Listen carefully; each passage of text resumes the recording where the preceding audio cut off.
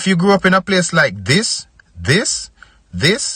or even this, you were rich. Let me explain. When we were growing up in the Caribbean, we were told one thing over and over. You were poor and the real opportunities are abroad. But what if I told you that this was one of the biggest lies ever told to us? Let me break it down. We weren't just not poor, but we were rich in ways we didn't even realize. And as the years passed, that truth became glaringly obvious.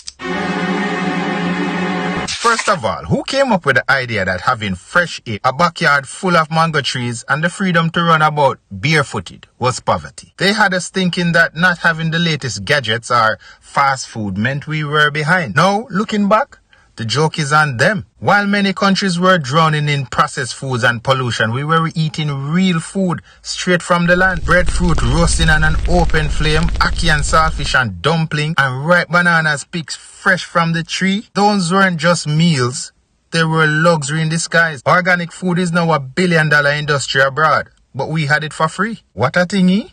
Now let's talk about health. While other nations were struggling with obesity and heart disease from their modern diet, we were running around like track stars, fueled by natural nutrients and sun-kissed fruit. Or, we were living like royalty.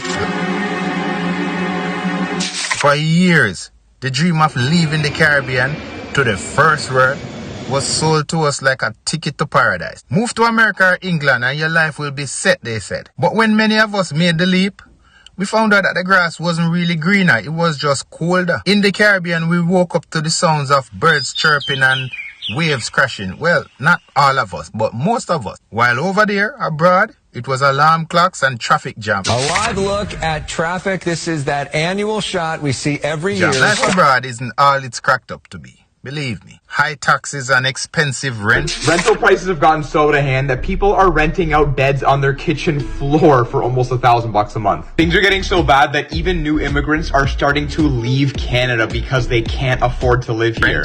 And long winters that have you questioning your life choices. And here's the irony. The same North Americans and Europeans who told us that their countries were better, they are the ones now flocking to buy beachfront properties in Jamaica, Barbados and St. Lucia. They are retiring in the same islands they told us to leave, sipping coconut water while we're there shivering in negative 15 degrees.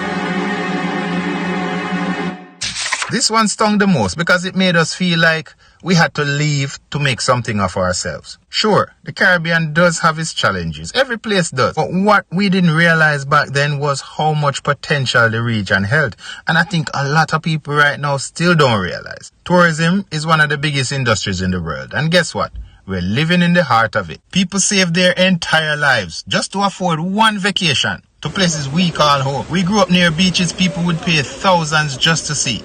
Plus, we are surrounded by a culture that sells itself. And now as global conversations turn towards what they call sustainability and wellness, the Caribbean's natural resources and lifestyle are more valuable than ever. Listen, my friend, we had and still have what the world wants. Authenticity, warmth, and a connection to nature.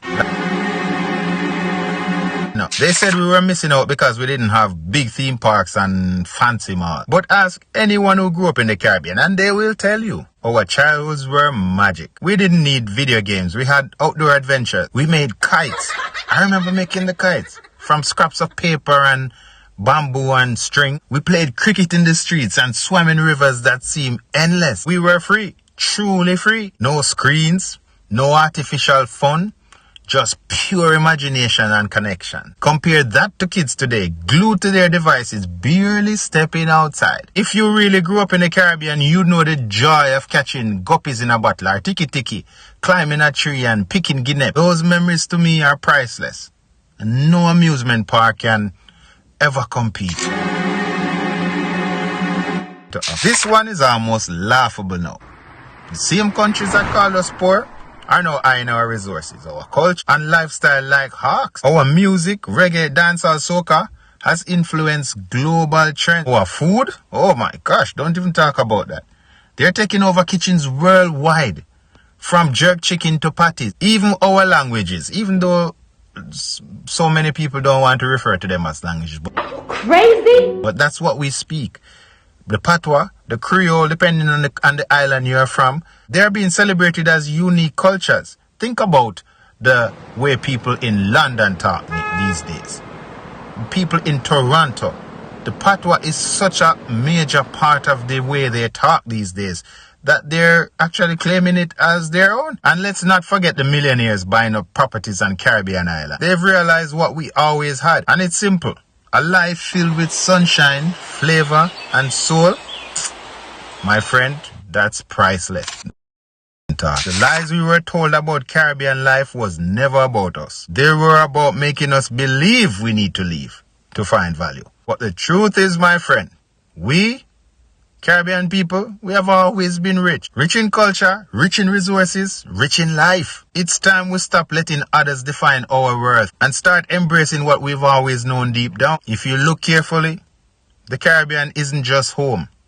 It's paradise. I hope our leaders can see this because so many of them have sold out. Drop your island's flag in the comments if you're representing your country's pride.